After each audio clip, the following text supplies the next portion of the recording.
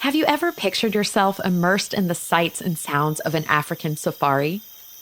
You are in this tree house surrounded by nature, and this tree house has no roof, and it's just you. And the sounds of the bush, you can hear the hyenas killing, you can hear the lions roar, and there's a moment when you just go, I am in complete and utter awe of my surroundings, of the night sky, and the sounds of the bush. You just heard from Sherwin Banda. He's a Cape Town native, now based in the US and the president of African Travel. He's been on countless safaris, and there's no one more qualified to be our guide on the epic journey we're taking today. The people, the food, the starry night skies, and of course, the animals. There's really nothing else like it. Hello, everybody, and welcome back to the show. We are so excited to have Sherwin Banda with us today to talk about all things African safari. Hello, Sherwin. Welcome. Hello, Angie. So lovely to see you and be with you. Tell us a little bit about you. You're from South Africa, is that right? Yes, I was born and raised in South Africa during the apartheid era. I've seen the evolution of my native homeland into this place that's now so welcoming. I have 3 siblings. I met my husband in South Africa, who is American, and that's where we also adopted our son, Noah. And you're from Cape Town, right? And that's one of the most amazing cities in the world. One of the most visited tourist destinations in the world because it's so beautiful, because it's so diverse in terms of the experiences. And if anyone has not been, there's one thing that I always hear people say when they come back. Oh my God, I'm going back firstly. But you can leave Africa and Africa will never leave you. It just stays in your blood. And that's Cape Town. That's home for me. That's so beautiful and so true. I have been to Cape Town. I feel the exact same way. You plan safari trips for people and big trips to Africa for people. Why is it important to you to be able to do that for, say, an American audience? My mission in life, just like the mission of everyone else that works with us, is to have more people safari because safari has so many advantages. Whether you go to the destination for the wildlife, the indigenous people and connecting with its local cultures, the connecting it to the ancient cradle of humanity, it's truly a life-changing experience. What is a safari and what does that include? So the word safari actually originates from a Swahili word called journey. And that's really what a safari is. It's taking you on a journey through the continent and typically refers to an adventure in Africa. So with the primary purpose of seeing wildlife in its natural habitat. So safari has evolved so much more than just game viewing. It supports wildlife conservation, and the revenue goes towards the funding of anti-poaching, making sure that the wildlife stays around for future generations to come. Safaris also play a crucial role in promoting environmental stewardship, supporting the local communities, and providing enriching experiences for travelers. So what's included in a safari? My line that I love to say is, if you can dream it, that is what you will get. I love the comfort of safari. I love being in the bush. So your meals are all included. Your game viewing is all included. And depending on your travel style, the luxury touch points are all included. But my best piece de resistance is the moments just to unplug, not to have that annoying cell phone always with you. While there is Wi-Fi in the lodges, because you're so remote in the bush, sometimes you just disconnect. And we have the most amazing experiences because we start talking to the people that we are with, and we start having conversations and experiences and being in the moment.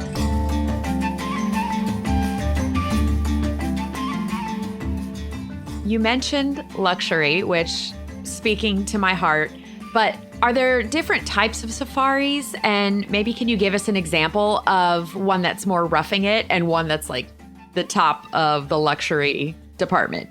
When we say roughing it, I think we would have to put it into context. Let's take the wildebeest migration. It's one of the most epic wildlife experiences in Africa. And in order to be where the herds are, there are camps that are remote. They are in an area, then they pack up the whole camp, move the camp, set it up in a completely different area and location to be in the heart and amidst the wildlife. And by the time guests come back to camp, they're in a different location. So, because they're moving, they definitely wouldn't have, for example, plumbing. So instead of having tons of running water, you might be in a place where you have to do bucket showers, but you still have all of the other comforts that have become accustomed to North American travel. From a luxury perspective, of course, you could have, think of your most favorite hotel. So I like to stay at the Four Seasons in the bush. I like to have flushing loos, and I like to have my plush bathroom gowns when I go to the spa. So there is everything in between. There are also different styles of experiences. For example, I have a brother in law that is a photographer, and he is very interested in photographic safaris. So he needs to have a safari that comes with a vehicle that he could put his equipment in that stabilizes the vehicle so that he can get those epic wildlife pictures. So there is everything for every travel style and every budget. How much time do you need to do it right? I would not take anything less than 2 weeks because, first of all, it's a far ways to go. And that's just the reality of it. And so getting there and getting back with time zones, that's just a day. So you lost 2 days of traveling, going there and coming back. So on the ground, then, you would literally have 10 days. And I believe that that's the right amount of time if you're going that far. And Angie, you know, when you go on safaris, it's early morning starts and very late nights of dinner. So, safari, you want to be rested for before you actually go there. I think that's probably a good tip for everybody. If you are going on a far flung trip that takes you a day or so to get to, factor in some time for sleeping and rest and getting your head right before you go out and do the amazing things because you don't want to be in a fog. Let's talk about food. You mentioned a little bit about food out in these lodges and in the bush. Tell us about the meals. Oh my God, I never eat that well. Long before organic farming was a buzzword, that's what we were doing in Africa, farm to table experiences. So you're getting really fresh food prepared by world renowned chefs who have lived in this part of the world that brings the flavor of its traditions to life. And nothing more excites me when I go and experience the foods of one particular destination. If you have specific food requirements, so if you have an allergy requirement, we can accommodate that. If you're a vegetarian, we can accommodate that. If you need gluten free, we can accommodate that. So, food should not be a barrier to traveling. It should actually be the reason for comfort and confidence, knowing that you're going to have great food experiences there. There are things that you could try in Africa that perhaps aren't readily available in this part of the world. For example, I know most people in North America have tried ostrich, but some people haven't. One of the fascinating things when I tell people about ostrich, it's actually red, and people go, well, it's a bird. Shouldn't it be white? No, so ostrich is one of my favorite pieces of meat to eat. It is the most softest, juiciest, succulent piece of red meat that you will enjoy. And if you ever get to Africa, please go and try a piece. You can also try a lot of African game. The food in Africa tells the story of its people. So when you are in Cape Town or whether you are in Kigali in Rwanda, the food on the plate is going to be a reflection of its people and their traditions.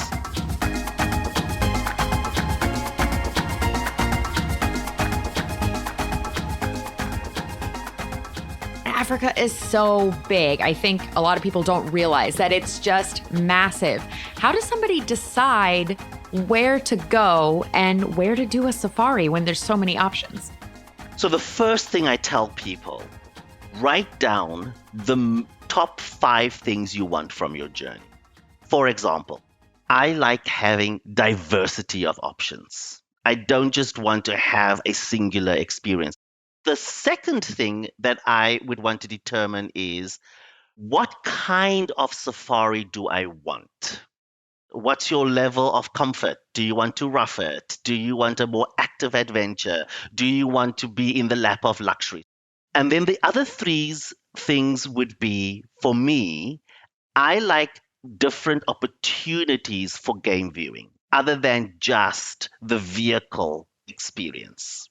So I like to have a little bit of water experience. I like to have balloon safaris. I like to have a flying safari. I like to have, a driving component. I want to have a walking safari. I want to feel like I've ticked all of those boxes. So once you decide that, it will decide the destination. So South Africa is typically the best destination for first time safari goers because the infrastructure in South Africa allows you to have a first world kind of experience.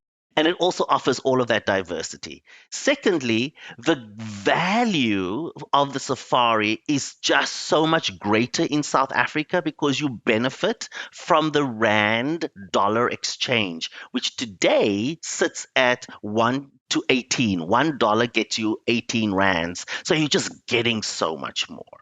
If you are looking at migration and big herds, then you want to think of Kenya or Tanzania because the herds there are just so much larger. In the peak of the migration, 1 million wildebeest with 800,000 zebras and other plain animals. So just imagine being in the middle of all of that. And that is a safari experience every single day for the total duration of your time there. What do people need to be thinking about for budget? Can you do a safari with a limited budget? Depending on how people travel, if you want to be part of a group, you actually get great value because you don't have to pay and cover all the costs for transport, for example, just by yourself. You're traveling with a group.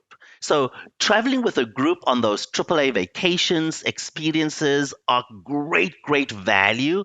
And then you can, of course, have customized experiences where we tailor the experience based on your needs, your wants, your travel style, and your budget. So, price should not be the barrier for going to Africa. There is a price point for everyone, and we will work with every single traveler to make their dreams a reality. Let's talk about inclusivity traveling in Africa. Is this a good destination for families with little kids, do you think? I started safaring with my husband and our son when he was 4 years old, and we've never stopped.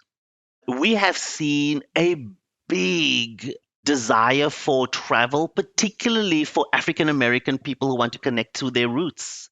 We have pride safaris, people who are traveling in same sex couples. We will match the destinations and put them in destinations like South Africa, where they have legalized gay marriage in 2006, or in Botswana, where gay marriage is legal in 2019. People traveling from our LGBTQ plus community, they brought their friends and families because they wanted to have the experience with their loved ones. We saw an increase in solo female travelers based on the inclusivity and the safe nature that we've created for our LGBTQ plus travelers. There are some people that have mobility issues.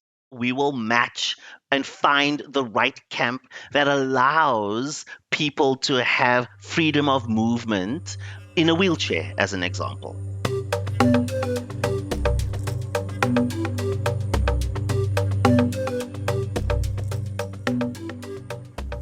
Let's talk a little bit about safety when people are planning a safari trip. What about vaccinations? What do people need to think about before they come? This is also part of those top 5 things that matter, right? When you start jotting down what I want and what I don't want. South Africa does not require any vaccinations for North American people. So Kenya, as an example, if you have traveled to a yellow fever area, you are required to have a yellow fever vaccination. The best advice I could give to people is check with your primary care physician who understands your medical history. And then, based on the decisions that you decide for yourself or with your medical practitioner, we will find the right destination for you. Let's talk about travel insurance. Do you recommend that everybody who visits gets travel insurance? Do you need travel insurance? Yes, yes, yes. It would be unwise to not travel with travel insurance for a myriad of reasons. So if I'm in the Midwest, for example, and there are no direct flights to Africa, right? If I missed my flight that connected me to my international flight to get me to Africa, there is a significant cost associated with that. Some people would lose their entire trip. I tell everybody to get travel insurance no matter where you're going. Domestic, international, just get it. 100%. Anytime I travel, I do like to dress for the occasion. So I want to look like I'm on safari. The one thing that is important is light colored clothing. It helps reflect the sunlight and keeps you cooler, and it's way more comfortable in hot weather. Also, wearing long sleeve shirts and pants made from lightweight, breathable fabrics can provide even more protection against sun and insects. And avoid bright colors or floral patterns in the bush because it actually attracts certain insects. And because there are fluctuating temperatures, obviously you're going out very, very early in the morning when it's much cooler, and then the day gets warmer. I would always say wear layering clothing that allows you to adapt to the changing temperatures throughout the days. You said in an interview for African Travel, you will come for the wildlife, but the people will steal your heart. What made you say that?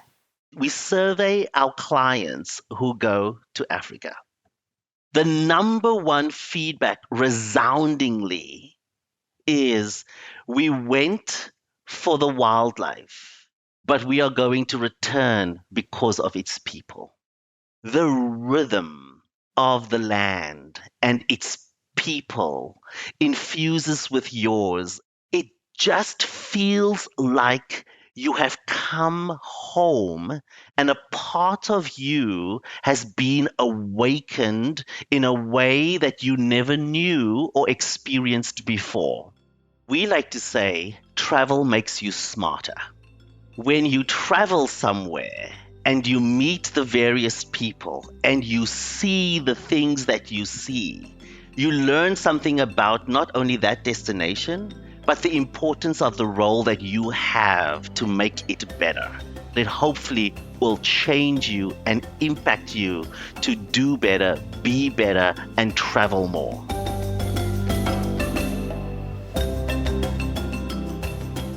Sherwin Banda, thank you for joining us. And thank you, our listeners, for being with us. If you're planning a trip, be sure to connect with a AAA travel advisor. Check out AAA.com/travel or visit your local branch. This podcast is a production of Auto Club Enterprises. If you enjoyed it, please subscribe and leave us a review. I'm Angie Orth. Thank you for traveling with AAA.